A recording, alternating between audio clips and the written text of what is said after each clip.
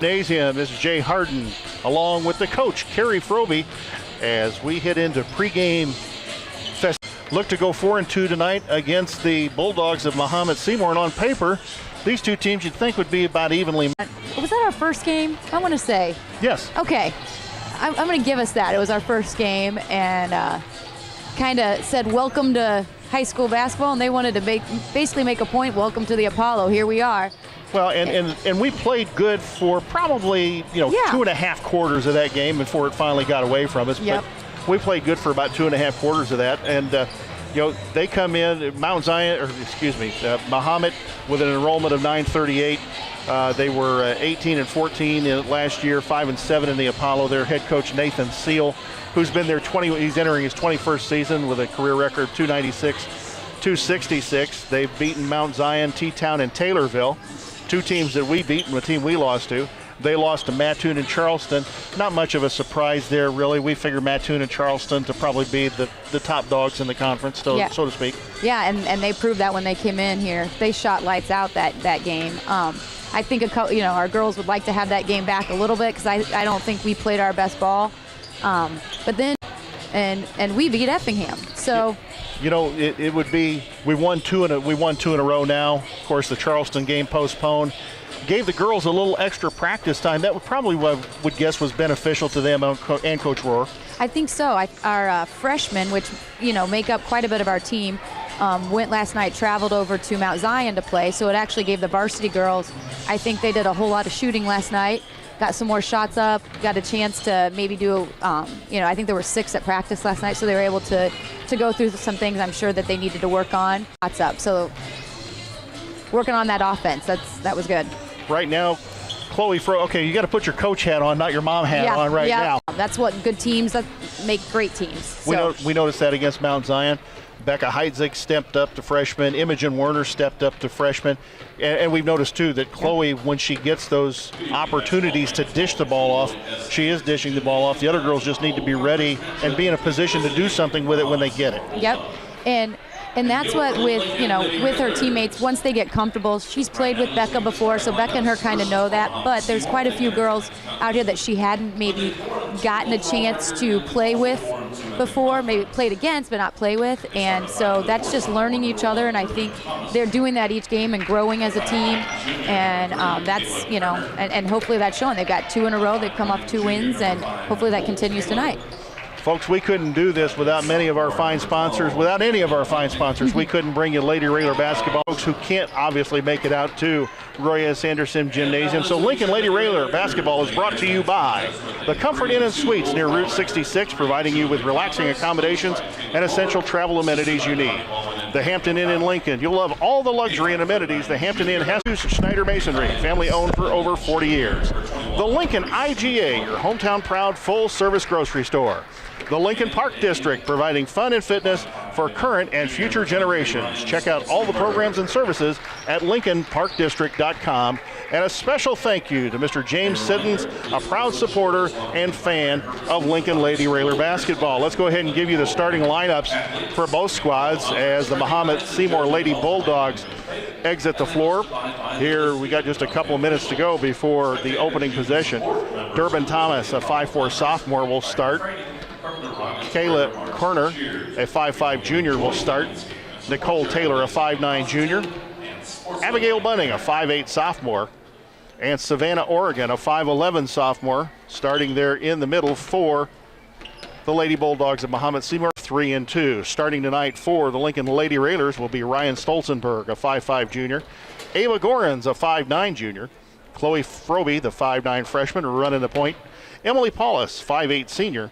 And Reese McEwen, a 5'7" junior. And, of course, coming off the bench will be Imogen Werner, Becca Heitzig, and perhaps if she has recovered a big margin. Let's go ahead and send it back to the studio for this time out. We'll come to the opening possession after tonight's national anthem.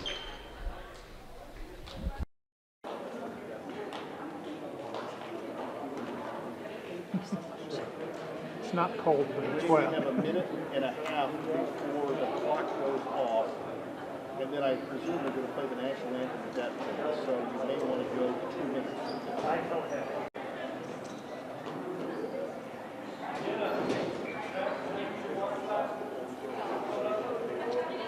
At this time, would everyone please rise, remove your hats, and face the flag as we honor America with the playing of our national anthem.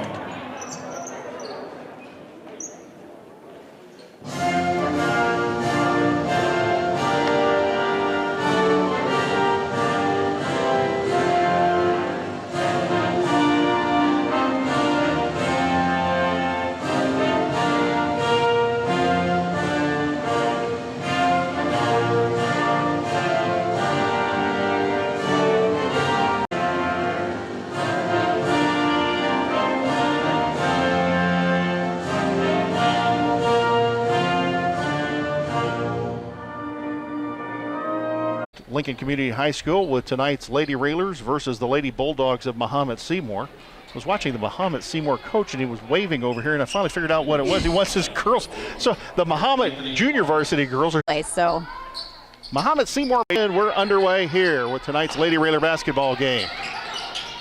In the corner, Mahomet-Seymour will look out front to Thomas. Thomas, Bunting, back to Thomas. Right wing, Kerner. Kerner long three, rattles it home, bounced high in the air and went in a hoop. shooter's touch. It's got to do something about those loose rims, Coach Al. Well, I think we kind of like those. We benefit from those as well. So Lincoln against the man-to-man. Gorin's right wing, looks out front, Froby. Froby inside McEwen. McEwen, great drive down the lane, ball knocked away. Kicks it back out. Froby, top. Left wing, Stolzenberg. Paulus will drive. That's Froby. Or Froby's the contact, sorry. they look alike. Paulus, ball on the floor, battle for the rebound, ball still on the floor, fighting for it, and Chloe Froby down on the floor. With those, They both have black masks on, and they both have their hair up and headbands. No. We need to maybe start telling them where they wear different colored. Lane in the middle, and recovered by Nicole Taylor. Taylor to Thomas. Number three. On, and Mahomet knocks the ball away, and it's going to stay with Lincoln. They're putting a lot of pressure. Mahomet's putting a lot of pressure on our guards. I think 12. Timeout on the floor by Mahomet. It'll be a 30-second timeout. We'll keep it right here. Coach, both teams playing with a lot of energy so far. Mahomet just able to get a couple threes down. Yep. I think has this been the first time we've seen a man-to-man like this? I mean, we've seen zone quite a bit the last few games, so it looks like the Railers weren't quite ready for that, but maybe hesitant a little bit, but talk about it. Some of the man-to-man we have seen so far hasn't had this much with it. That's a good point. We've seen a lot of so it keeps first quarter.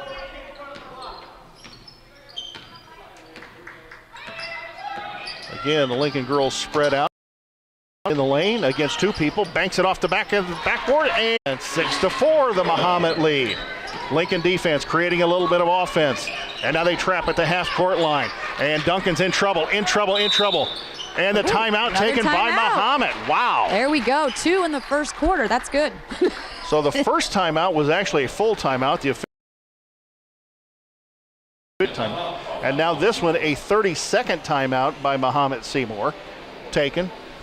You know, coaches like to, I don't know about you, but the coaches I've always been around and admired hoarded timeouts like the apocalypse was coming and never used them.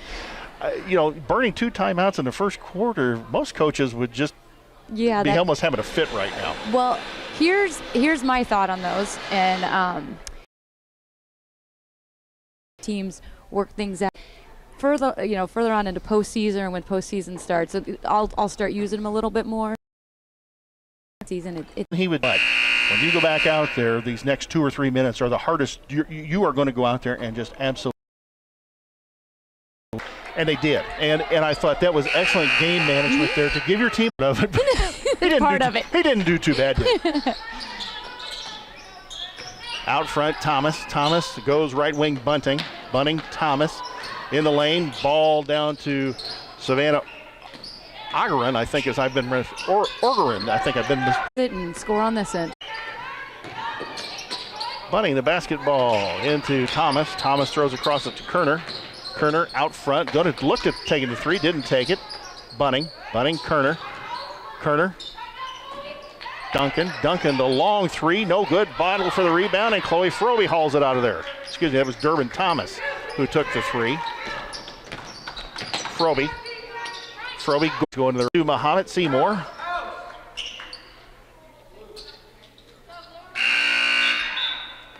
So the turnover by Lincoln girls, and Imogen Werner coming into the game for Reese McKee. Abigail Bunting goes into Durbin Thomas. Thomas across the court to Kerner. Kerner trapped at the half-court line, kicks it to Thomas. Oregon throws it up, no good. Ball on the floor, she knocks it out of bounds. Saves it inside to Taylor. Taylor out front, the long three by Kerner, missed, and Ava Gorins runs out of there with it. Down the floor, she's hit from behind, and going to be called for the foul, Kayla Kerner, and that is her second and the third on the Lady Bulldogs.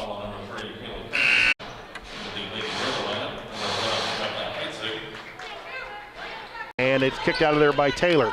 Taylor, Thomas, Orgeron to Thomas. Thomas the long three, didn't get it. Ava Gorin's got the ball knocked away from her. Now two Lincoln girls battle, and Emily Paulus will take it out of there. By the Lincoln girls on the board. No, I even saw that. Jasmine Robbins into the game now for Ava Gorins. Game tied at 6. Just over 2 minutes to go here in the first quarter at Roy S. Anderson. And Bunting, ball still in the backcourt to Durbin Thomas. Thomas about to get trapped at half court. Now she moves around Becca Heitzig. Taylor, Paulus. Social distance. There we go. And a great cut, backdoor good. Great pass by Becca Heitzig to Chloe Froby. The great cut, the backdoor move works. It's 8-6 Lincoln. And that's two girls who have played together for many years, knowing that's going to happen. And that was a great pass by Becca. Chloe saw. Play for the last shot or just take the best shot they can get.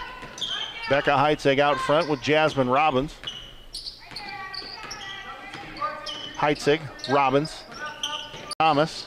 Savannah Orgeron goes in the lane. Nice move. Doesn't get the shot down. Ball battle on the floor, and I think we're going to get a foul here, and we are. And I think it might be on Becca Heitzig. Let's see. Yep. Yep.